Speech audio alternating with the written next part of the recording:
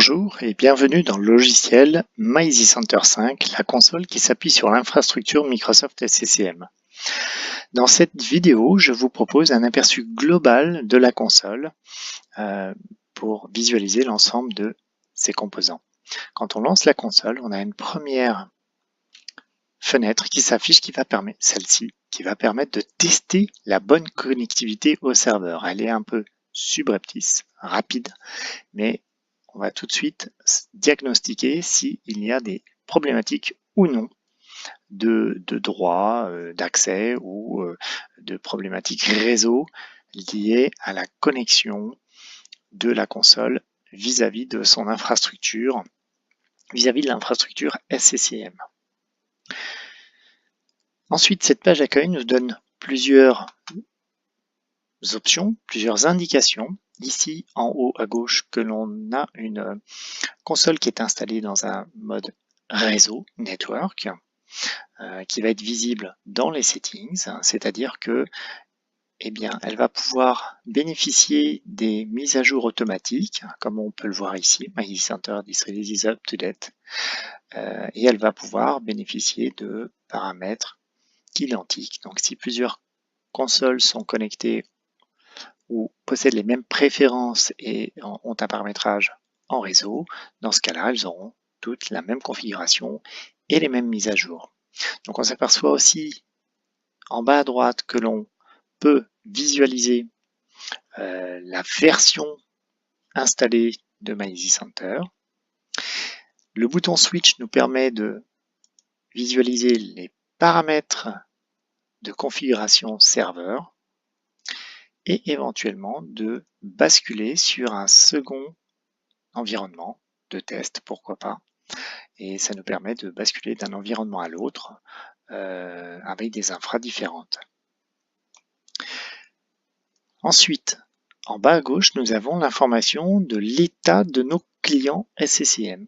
On voit que 121 postes, ordinateurs, ont un client SCCM installé et qui communique correctement avec son point de distribution, son management point SCCM, donc le serveur SCCM principal.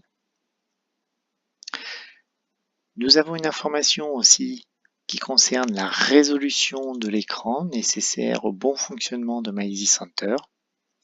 Une résolution de type HD est vraiment importante pour pouvoir visualiser l'ensemble des données qui sont assez importantes à afficher. Donc cet affichage en HD est important et est vérifié automatiquement par la console. Puis, nous voyons ici un résumé, effectivement, des informations de connexion ainsi que du type de rôle, un petit peu comme les rôles airbag, mais spécifiques à MyEasyCenter, qui permettent de voir que nous avons quel type de rôle nous bénéficions pour l'utilisateur Active Directory qui lance la console actuellement. Enfin, nous voyons que nous n'avons aucune limitation en termes de vue sur les modules qui sont disponibles ici. Donc l'ensemble des modules sont disponibles car aucune limitation n'a été activée. Ensuite, les settings ici permettent d'activer les options réseau, on va y aller, la configuration, les rôles de sécurité et les paramètres réseau. Le module de déploiement permet de créer ou de rajouter des users ou des devices, des utilisateurs ou des machines dans des collections SCCM ou dans des groupes Active Directory. Et à l'inverse, on peut aussi les enlever.